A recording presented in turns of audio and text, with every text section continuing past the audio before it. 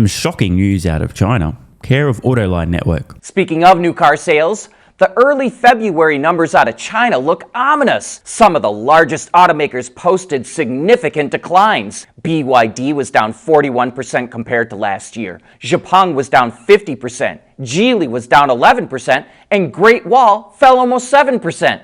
And yet, NIO was up 58%. So we'll have to wait for the China Passenger Car Association to post the full results for the industry to get a feel for the overall market.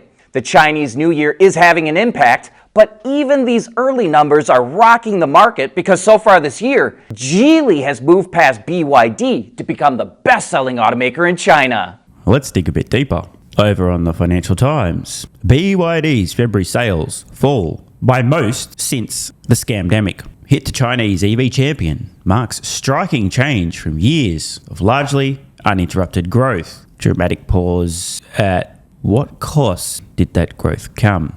Let's read the full article. BYD sales fell by their biggest amount in 5 years in February, as the Tesla rivals' pivot to export markets failed to offset slowing growth at home. The world's biggest electric vehicle maker reported February sales dropped 41% year on year to 190,190. The decline was driven by a 65% drop in domestic sales and came despite export sales surging 50%. I'm glad we have the clarification because initially when I hear sales are down in a particular market, e.g. China, I think, well, what if they exported a fuckload? But it appears that BYD's global sales in total, including China and every other export market, everything all in, down 41%. Not month over month because, month over month can be volatile, but compared to the same month last year, so all things being equal, down 41%. Holy fuck. But wait, there's more. The February sales data, which was released by the company on Sunday evening, marked the 6th straight month of declines for BYD. Look, if we didn't see this 41% year-over-year plunge, this may not be a big deal. Sales might have been down 0.5% one month, 2% the next month, 0.5% the next month. It may not have been particularly meaningful. But this is a catastrophic decline. 41%. Not fairly flat. Yikes. Let's get back to the article. The slump has highlighted the need for Chinese car makers to increase sales abroad as EV growth moderates at home, following years of rapid expansion. And I would again like to add the caveat, years of rapid expansion on the back of selling vehicles at losses. The chickens are now coming home to roost. Even when accounting for the week-long Lunar New Year holiday, which shifts between January and February every year, and usually depresses production and consumption, BYD's combined sales for the first 2 months of the year fell 36%, with declines across both the group's battery-only and trans electric vehicles, aka hybrids, aka ICE vehicles with a small battery in them. The figure may have been exacerbated by a longer holiday this year. The hit to sales is a striking change from years of mostly uninterrupted growth. The group notched annual sales of 4.6 million vehicles last year, 10 times higher than its 427,000 units in 2020. However, I would add the caveat, and it's an important one. Roughly half of BYD's annual vehicle production and sales at this point in time are trans EVs. We know what's under the hood, buddy. You're not fooling anyone. It's not an electric vehicle. It's an ICE vehicle, which you previously produced very successfully for quite a while, built your entire business on, and figured you could fool consumers into thinking they're doing something great for the environment by selling them an ICE vehicle with a little battery that very few people will ever actually run on battery. The only thing that matters is pure electric vehicles. As I've said, for a number of years, this entire chunk of BYD's business, the trans EVs, are going to zero. So you may as well ignore them. Back to the article. BYD is now under pressure from domestic rivals, including privately owned Geely and Stellantis partner Leapmotor, and has suffered from Beijing's campaign against unfair supplier treatment and below-cost pricing, which, by the way, we've covered previously on this channel. BYD, due to their massive scale, had most of the nuts of most of their suppliers in a vice grip, continued to tighten and squeeze because if you don't do what we ask, we'll go find another supplier and your entire business will implode. Against that backdrop, the group is aggressively expanding its overseas distribution and production network, including factories in Uzbekistan, Thailand, Brazil, all over the place. Let's move on. In the short term, according to this article, BYD is expected to try to spark a domestic turnaround with the release of new models and battery technology this month. As China's car makers contend with slowing EV growth and the collapse of internal combustion engine vehicle car sales, which again includes trans EVs, aka hybrids, analysts have forecast a rapid expansion of Chinese exports. And they ain't wrong, not a concern for Tesla, but definitely a concern for legacy automotive companies. Now, obviously, this news of BYD's global sales, including China, but also their exports, absolutely imploding, down not a few percent, not even 10 or 20%, but roughly 40% year over year. This news obviously will come as a shock to literally every regular viewer of this channel, except perhaps those of you who managed to catch the video I posted around 2 years ago with the genuine, not at all clickbait title, BYD in Big Trouble. Or maybe you saw the video I posted 1 year ago with the title warning that BYD was on the verge of catastrophe. Or maybe even the video from 8 months ago with some reporting out of China accusing BYD of cooking the books and faking profitability on their EV business. Or more recently, 4 months ago, with the extremely accurate title, BYD is collapsing. Over that exact time frame, however, there's been a lot of pseudo-propaganda from some of the mainstream finance and media outlets, such as this classic from Doomberg Originals 2 years ago, over 1.1 million views. How China's BYD overtook Tesla, of course. If you dig a little deeper, what they were referring to here is vehicles sold, which includes trans EVs and EVs, and also fails completely to mention the fact that BYD, if they were making any money on their vehicles, it's a fraction the profits of Tesla per vehicle. Failed to mention the world's best-selling vehicle by revenue was Tesla's Model Y, including in China, BYD's backyard. Kind of weird to omit that. But of course, your average consumer of this kind of content from Doomberg Originals might think, oh, BYD has beaten Tesla at everything that matters. They must be selling more EVs, making more money. Must be a better product, better company, better technology, better everything.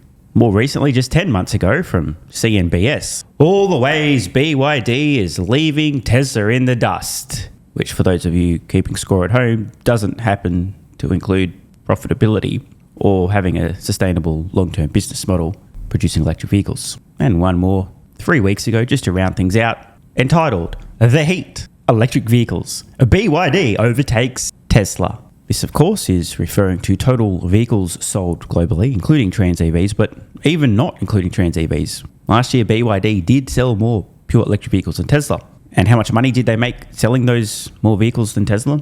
Anyone want to leave a guess in the comments below? Here's a tip. It's a negative number.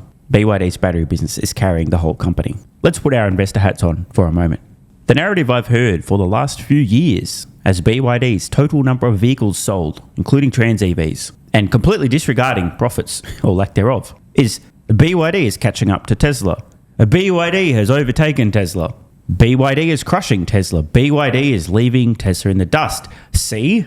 We were right when we said the competition would catch up to Tesla. See? Tesla needs to run Super Bowl ads to sell more vehicles. Tesla's products are stale.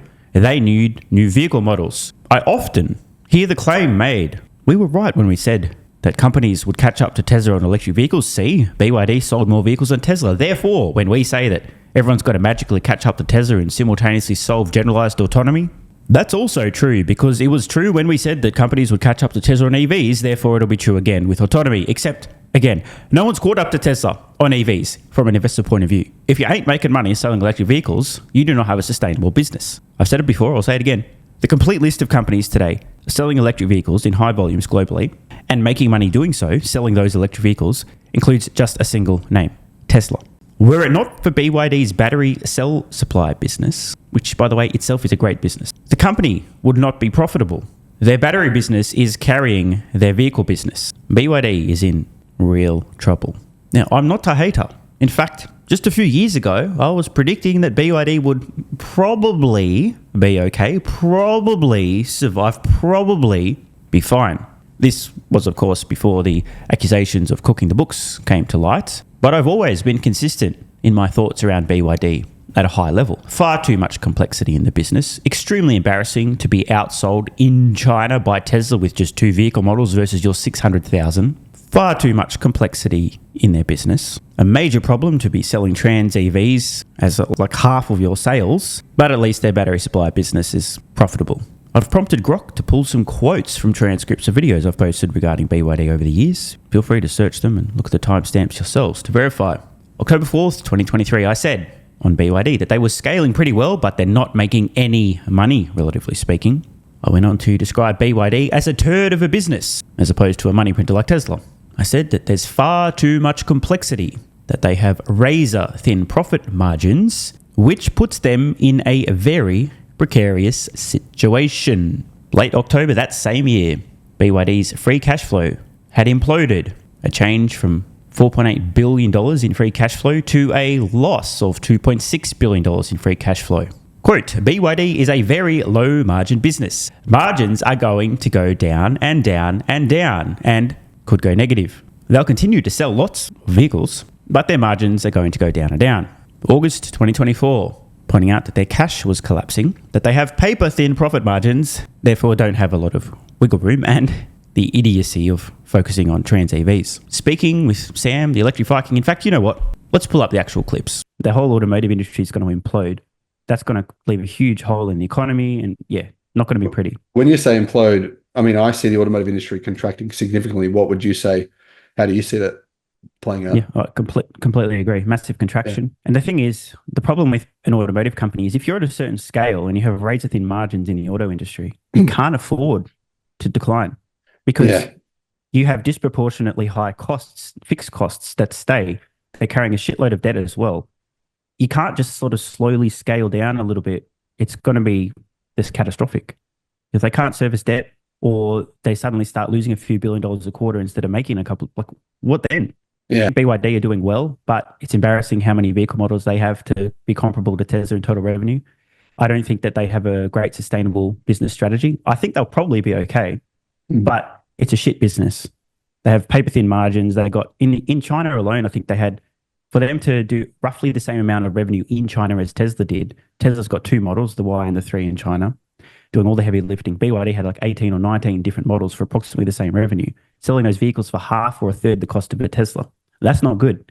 The fact that a company can be selling just 2 products for 2 or 3 times the cost of your average vehicle in home country and matching your revenue with a lack of complexity, 2 vehicles versus 18 or so for BYD. You've got to think about the supply chain, the parts, all the things that create complexity and the lower economies of scale because there's less parts in common, less processes in common. There's so much variety.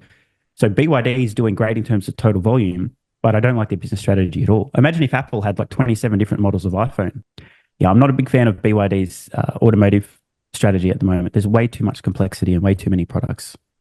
Yeah. BYD's business is just way too complicated. Yeah.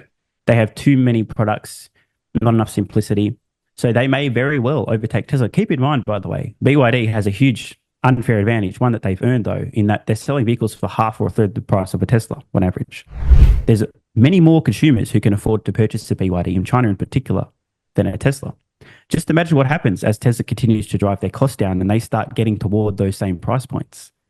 If they're already matching BYD in China in terms of revenue, which is 2 vehicle models at much higher prices, what happens when Tesla's modular manufacturing system has kicked off and they're producing these vehicles for a meaningfully lower price? And if that wasn't enough consistency, here's some guy talking to Tesla owner Silicon Valley in late 2024. BYD, for example, in China is making approximately the same revenue as Tesla with like 5 or 6 times as many vehicle models and extremely thin profit margins, if any, at the moment. They have a terrible business model. Their battery business is great, but their vehicle business has far too much complexity. But at this point in time, they seem intent on just selling as many vehicles as they can, even if they don't make money doing so. So hopefully you guys get the point. I mean, on screen now, there's plenty more examples, quotes and timestamps from videos, very consistently, the exact same stuff. Too much complexity, razor-thin profit margins. In fact, no profit margins at all if you take away the battery business. Not sustainable, not going to end well, and we are now starting to see this implosion accelerate. If BYD was a highly profitable business, the easy option would be to cut back some of your totally unnecessary low-volume vehicles, dramatically reduce the prices of your core products to sell more and still manage to make money doing so, but they can't because there's no margins there. Pray to the flying spaghetti monster that you somehow survive and just hold on for dear life. Unfortunately for BYD, half of their current automotive business involves selling trans EVs, for which there will be approximately 0 demand by the end of this decade as consumers realise what a scam they are. I wish BYD well. They still may survive, but they are now officially playing on giga hard mode. And as I've said many times. Of all companies making reasonable volumes of electric vehicles other than Tesla, they are in fact the best positioned to survive. Just take a moment and let that sink in. If BYD does survive, it's going to be on the back of their battery cell supply business. I'm just kidding, don't worry. Everything's going to be fine for BYD because when they decide to, when it's convenient, when it's the right time, BYD will just press the magic catch up to Tesla button, instantaneously accumulate an equivalent amount of data to Tesla's decade-plus long backlog of miles driven, data accumulated, instantaneously develop the world's best and brightest AI team, get their hands on tens and tens of billions of dollars of AI training compute, become the hottest place to work for the world's best and brightest engineers, solve general autonomy, scale a fleet of millions of robotaxis globally, take the lion's share of the profits when it comes to autonomy, and extinguish the burning dumpster fire that is their current EV business with the obscene profits they'll make from robotaxis at massive scale. And if you're hearing this and thinking, hang on man, there isn't actually a magic catch-up to Tesla button, you are obviously retarded because as we have seen, BYD previously pressed the magic catch-up to Tesla button on EVs. That's why we've seen the headlines about how BYD is leaving Tesla in the dust. BYD's overtaken Tesla. The competition has caught up to Tesla. And I would never be sarcastic. Want more content? Early access? Bunch of perks? Click the links in the pinned comment. AG1 has been part of my daily health protocol for almost half a decade. It's packed full of vitamins and minerals and helps me fill in nutritional gaps while supporting energy, digestion, and immune function. It also has prebiotics and probiotics to promote gut health. I take my health very seriously, and so should you. Try AG1 today by visiting drinkag1.com/SMR or click the link in the pinned comment and enjoy a free welcome kit with vitamin D3 plus K2 and AG1 travel packs. That's drinkag1.com/SMR.